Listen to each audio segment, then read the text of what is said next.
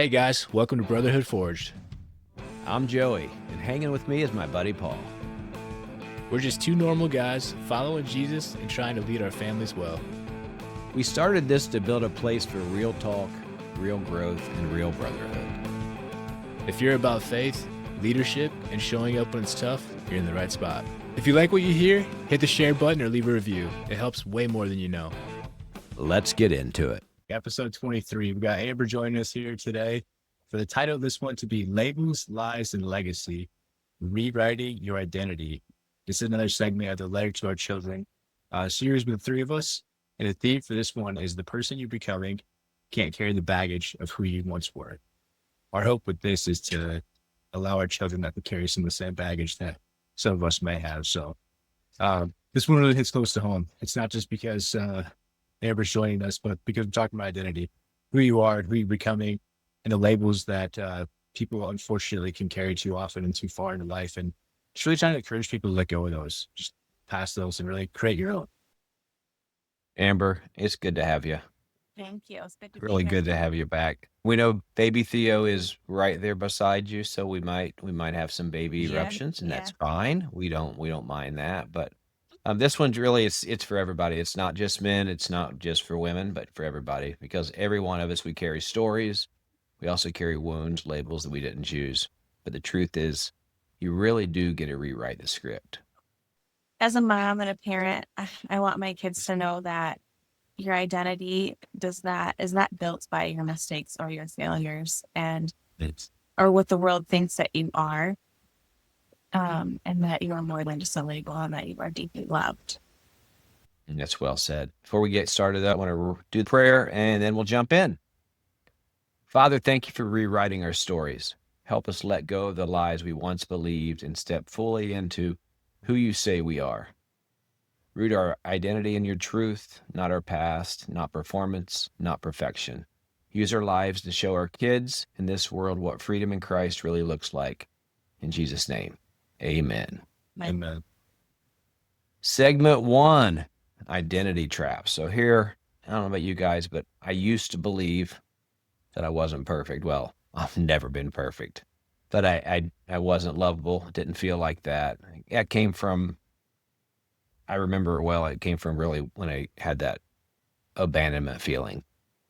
We've talked about that a little bit in the past. It was deep and it hurt a lot. It's like if I didn't hold everything together, I just don't matter.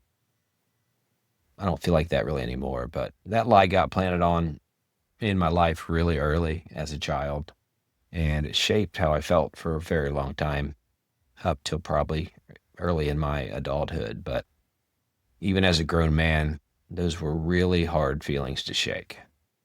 And we talked about that a little bit with my story too, with like the abandonment piece, where the friendships can really shape ways that you see yourself or labeling yourself or things you carry on throughout life too, man. So I definitely feel what you're saying there. And a lot of my stuff too, I believe that I was measured by my output, specifically for football. That's such a performance-based sport where you're either performing or you're not performing. I mean, not that I played at like a high level or anything like that, but it was enough with my identity for so long that everything got rooted in that. I mean, obviously, grades carry into it. And if you're not eligible, you're not eligible. So you're measured by how you're performing on the field. You're measured by how you're performing off the field. And a lot of that too, I'm thankful for. But it also is one of those things. If you don't look at it the right way, and you're not measuring it correctly, it can really take over who you are. And it's not truly who you are. It's fear-based motivation of like, if I don't perform enough, I'm not worthy enough. I'm going to get benched or whatever it may be. So it's one of those things that you have to really look at it and take that label and create your own label for it. Otherwise, you can go down a pretty dark trap with that. As a mom, I feel like a label of having to be perfect in both worlds, because most of us moms are full-time working moms, so a lot of us can stay home. And being the best and as an employee, and then also being the best as a mom is so difficult to choose. I feel like you have to choose sometimes between either one, and you can't. And what I've learned is you have to give yourself grace. And if I were to talk to another mom and they felt the same way, but what I've learned is to give yourself time and give yourself grace, and that you don't have to be perfect. And the most important part is to be present and show up where you can. We can't always make the parties at school. We can't always make the best treat for the birthday party because of work, having to choose work in some scenarios over that. But just not having to be perfect time is what I've learned. Yeah, I think oftentimes not talked about enough too is that dad guilt, because that we talked about that obviously, but in the same sense, like I think dads feel the same way, and this is obviously a message to moms too. There's never going to be a perfect. You can't ever be that perfect spouse, but what matters more is your presence. Show up, be there, allow them to know that you're there and you're fully present. And I'm guilty of this too sometimes, where if I am present, I'm still on my phone. So it's a matter of like getting rid of those things to be completely present, and know that like there never is a perfect, but they're not keeping score. Amber's not keeping score if I'm doing anything perfect. My kids aren't keeping score if I'm doing things perfect. I'm not keeping coach score if she's doing things perfect. But what does stick out is if you're engaged, if you're involved, if your family feels supported by you. And I think that's something that's way more important than ever trying to be perfect. Yeah, and you have to work together. You have to keep each other afloat. We're a good team with, if I've got something going on at work and the girls have a field trip and I can't make it, then I make sure he can make it, and then vice versa. Absolutely. You talked about being present. I didn't do a lot of things right, probably as a dad when Alex was growing up, but I was always there. I was always there for his games. I was always there for when I could be. Obviously, like you said, it's not about perfection, but that goes a long way. And that's one thing my dad did right as well. He was present. He supported me in those ways, which, yeah, it's huge. It's huge. The other piece of that too is like, if you don't feel like you know what to do, you don't feel like you have the right tools to be quote unquote perfect, which none of us will be, just show up. Like you said, just be present. You don't have to worry about getting it right. If you're there, if you're involved, they'll see that. You'll never get it completely right. And the takeaway from this one, the tactical takeaway is name the trap, ask yourself, where am I tying my worth to my performance, perfection, people's needs? The journaling prompt for this is, when do I feel not enough? And what truth would set me free from that? So you really have to ask yourself, back to the Lego I was talking about, think about it, ask yourself, how can I measure this differently? How can I flip this in my favor based off the things I do provide? I'll never have all the answers, especially raising soon to be years from now, hopefully way more years from now, teenage daughters. There's going to be things I just won't know. But if I show up and I'm present, that puts me a heck of a lot closer than it would be to disengage because I don't know the answer. It's around the window. But Brez already calls herself a preteen. She's going to be 10 next month. And you know what? Her group of friends act like preteen. I mean, honestly, when I was 9 and 10, I was still playing Barbies and dolls, and she still does those things, but it's a totally different generation. Like they're shopping at Ulta and Sephora already. They love to do skincare and makeup, and their conversations are just way above their age. And it freaks me out because I don't think we're really prepared for some of the stuff that we have to help her, like, guide her with already. It's just a totally different generation. That's what social media has done to these kids. I guarantee Paul's not prepared for that. We're learning because we're just not. I just wasn't prepared for it. The stuff that she comes to us about, I'm like, what? Already? Like, yeah, I'll never be prepared. And I talked about this in another podcast where it's like, what would you give advice to guys raising daughters? It's like, you will never know. And the best part of the equation is sitting right here next to me. So if I'm going to pretend like I have to deal with that with myself, I'm missing the mark. So I'm going to have to lean so heavily on her. And we're going to have to talk so much and be communicative throughout the whole process, because otherwise, if you're disconnected in that front, I feel like you can really, I don't say you messed it up, but you're going to do yourself a disservice, and you have to be communicative and you have to be together and collaborate through that process, because it's getting crazy. Like she said, the shopping is already Sephora and Ulta, and it's like, I don't know anything about that stuff. I just hold bags. But it's like, I don't know. I try just to keep connecting with them. There will be a day where I get pushed aside because I'm bad, and she's not. As long as I keep that door open, that's the best.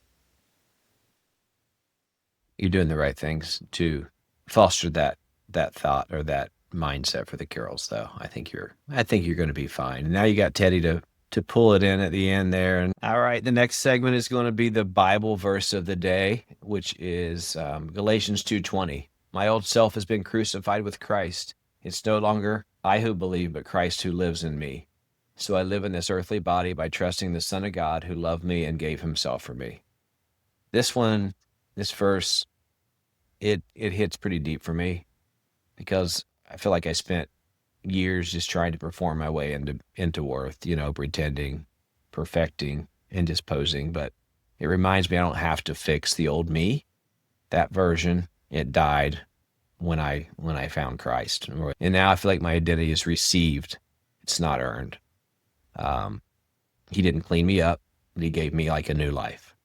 And that's what I want my son, even though he's not a child, and every listener to know. You're not the sum of what you were, your past, but the result of his grace. Well said, man. Your past doesn't have to define you. Anything through God, you can create a new chapter of where you're going and really just trajectory of your entire life. The verse reminds me that I don't have to carry the pressure of proving myself. Back to that performance-based evaluation stuff. Like for years, I believed my worth came from my output, what I did, how I please people, that people-pleasing part of me too, like how I perform. But now Christ lives in me. My mission isn't to impress anymore, it's to reflect. I truly want to be a mirror to his love for my family, my kids, people that I lead, the guys that we work with, and just anybody that he calls me to lead. Yes, there's certain talents and communication things that I'm still trying to get better at and things that I already possess, but it's like, that's all because of him. And if I can mirror that back through his love, then I can't go wrong. For me, it's the line that says, I live by trusting in the Son of God. And that's where the power is. As a wife and as a mom, it's easy to try and control and to fix and to overdo. I do this all the time. And thinking that it's all me. Like I need to be the one that does it all, but really I have been in God with me.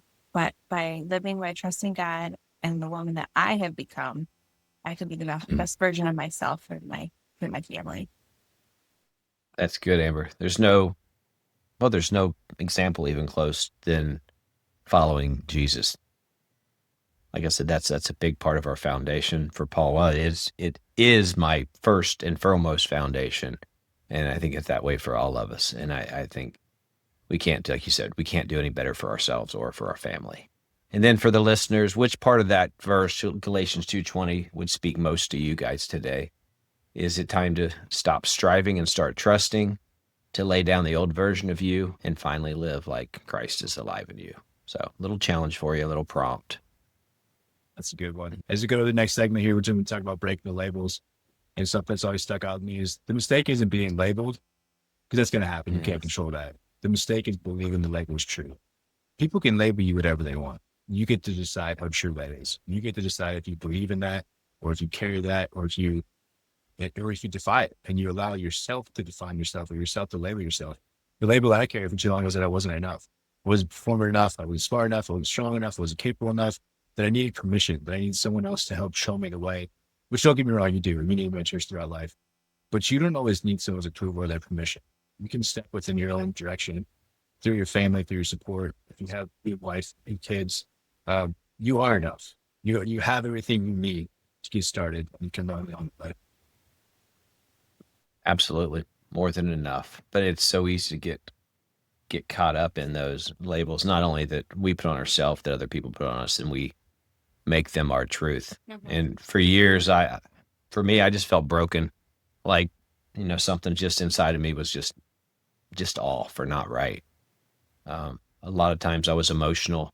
I felt overwhelmed and afraid for people to see who I really am.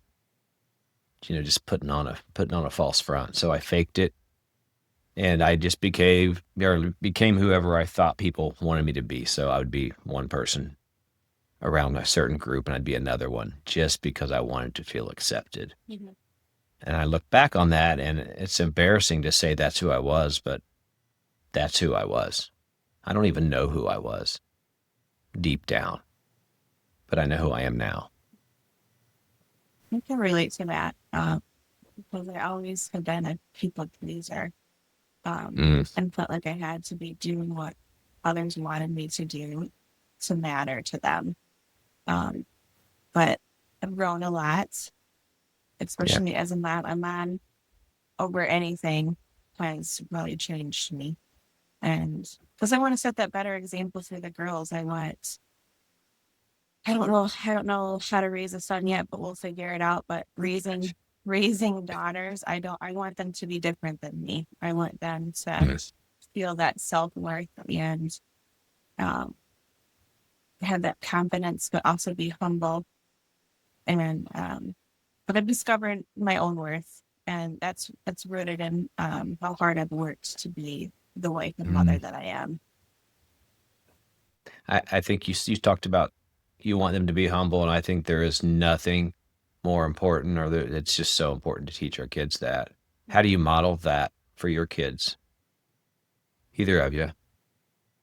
Yeah, it's more so that it's taught, it's caught, not taught. Like I can teach them all day long. I can tell them that to be humble, but if I'm not a humble person myself, they're going to see right through that. And the same thing with her. Like we both are, in my opinion, we're more quiet, more humble people.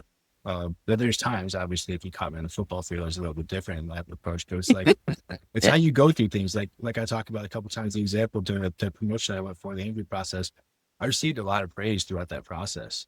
It was very humbling. It could go to somebody's head. And my kids saw a lot of that. They saw a lot of the reflections, a lot of things people said, like, hey, you should prepare for this, that you'd be perfect for this, all that stuff. And it's throughout that whole process, like teaching them that it's okay to receive that stuff, but it's not okay to fully like allow that you consume. So yes, I've received some compliments, but it's not because I didn't do certain things along the way. So just because you receive those compliments doesn't mean you can lose track of what got you there. You have to still keep your head down, still do the work, still be truly who you are through your core values, through your integrity. You can't allow anything throughout life, accolades, praise, any of that to change who you were in that process. So whatever it is, it's a good message for them. Whatever it is, whatever you do, don't allow it to change who you are. Powerful. Like you said, live it. You don't teach it, you just model it.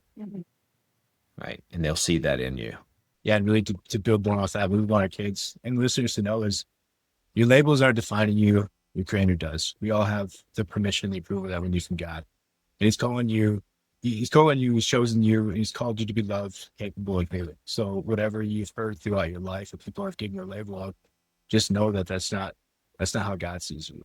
That's not how the ultimate creator sees you. So that's the opinion that matters the most. So as you rewrite that label for yourself, fall back on those words. So the tactical takeaway for this segment would be break the agreement. Write down this. The label I believed was blank, but the truth is I am blank. So speak the truth out loud. Declare who you are becoming. So we jump into segment 4, writing a new mission. And this is where the lies that both I told myself and that I feel like others thought about me, whether they did or not, it was in my head that those lies were present.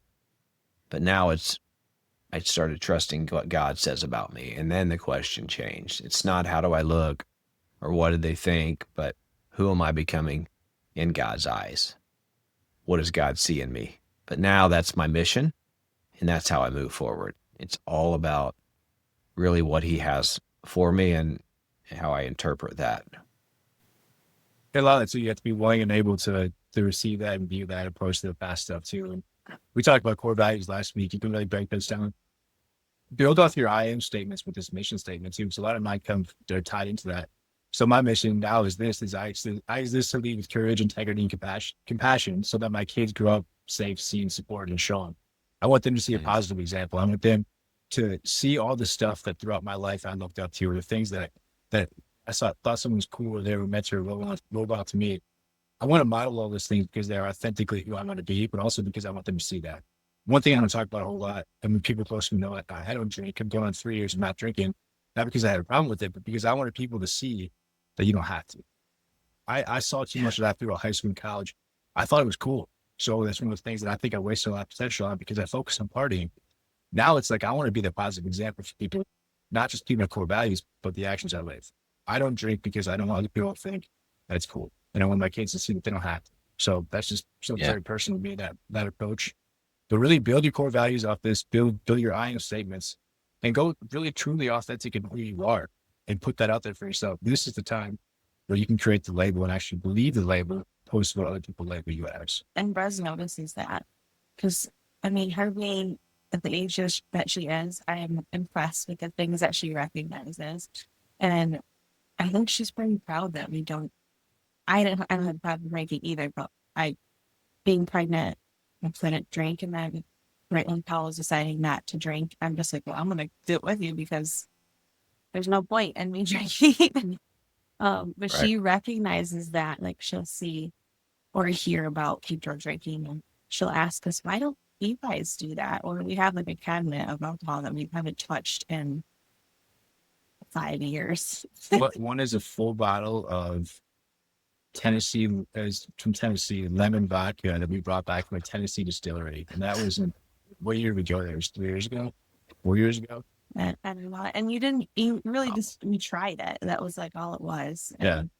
But she recognizes that, like, and she's asked us, why don't we do that? And it's not to make other people look bad because they like to drink. It's just like, we tell her, like, well, we want to be more present with you. Like, if I drink a lot the night before, I'd be really tired and I'd want to probably lay on the couch and not spend time with you. And she understands that stuff. And I hope that carries with her throughout life. And that we chose time with them over drinking. She's so observant to it, She but it is. blows my mind. So if I catch myself slipping on something, even like my phone, if I'm back on my phone too much, she'll catch that and she'll see that. It's just like, and again, I don't have any problem with people that drink. A lot of my close family and friends do.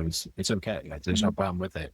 I just don't remember going through high school and college. I could be wrong. If there's someone there that gave me an example, I missed it. I'm sorry. I was in it the wrong way.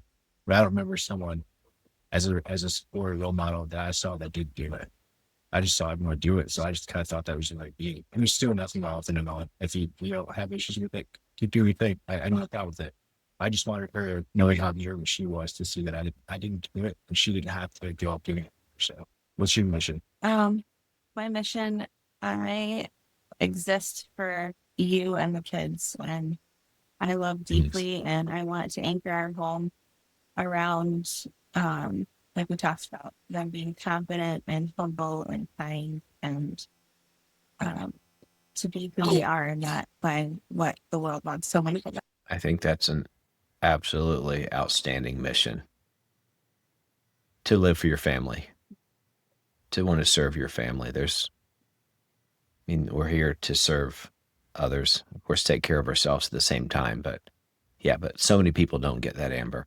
And it shows in both you and Paul that your priorities are not the person in the mirror, but it's the people around you. And that's a beautiful thing.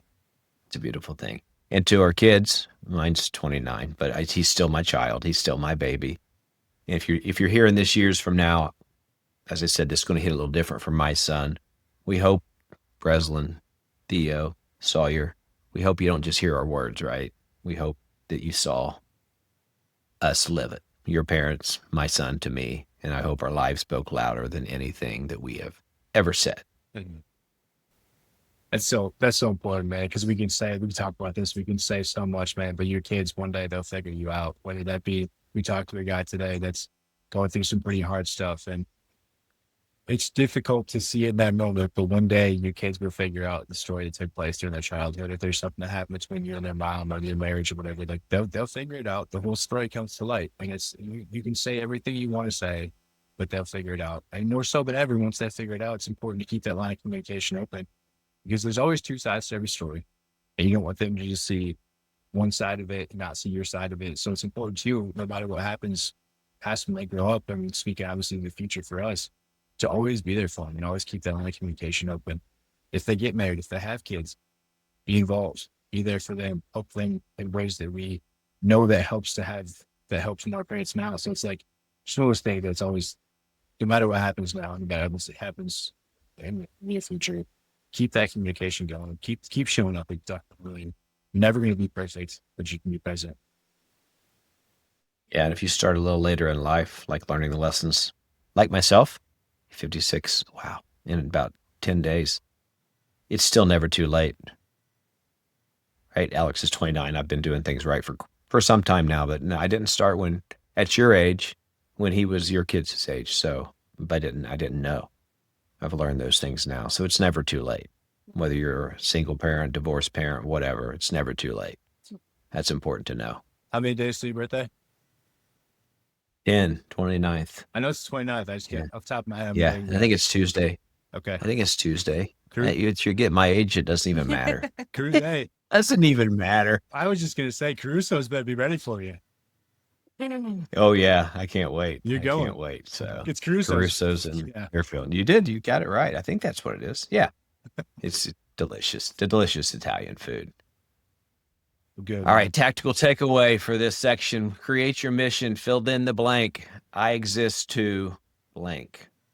So that blank. Those hopefully are family related to you. Post it somewhere visible this week. Your mirror, your fridge. Put it on your phone screen. Whatever works for you. Be intentional. As we always say, be intentional with that. Absolutely. Max Effort Mindset, Identity Edition. Max Effort isn't about doing more. It's about showing up fully as the man or woman you're called to be, even when no one's clapping, especially when no one's clapping. Do the stuff that's hard. Do the things that you know you have to do and you don't want to do them. Let go of the labels, rewrite your identity every single day, and keep walking in the direction of the version of yourself you need to go. I mean, don't rewrite it every day, but reaffirm it every day. If you have to rewrite it and keep more in line with yourself, then certainly do that too. Choose truth over insecurity and become who God says you are, especially on the days when it's hard. Gonna be a lot of hard days. Always is. Right. Always hard days, but we gotta battle on through. Tactical takeaway for that. Don't drift, guys, gals. Start each day with identity-based intention.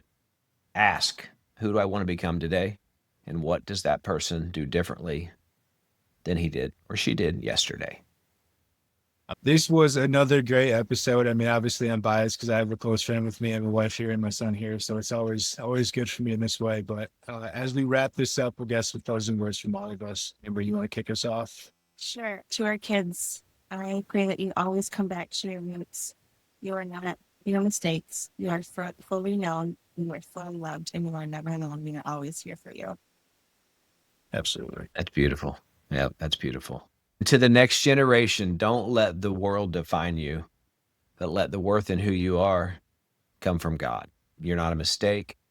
You're not what you've done. You're not your past. You're who God created you to be, chosen, loved, and set apart for a purpose.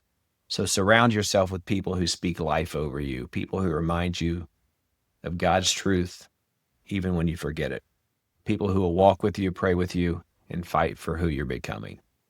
And don't forget, you don't have to carry those old labels. You get to live free and you get to walk in truth. And if you ever forget who you are, come back to God's word and come back to the people who see you the way that he does. Very well said, man. To our children, you don't have to carry the weight of who you once were, no matter where life takes you. You get to forge a new identity. God has seen you through as well. And we're building truth, grace, and legacy. And we'll always be there with you. We'll always be there no matter what you're going through, whatever you need. Mom, Dad, love you so much. We'll always walk beside you the whole way through.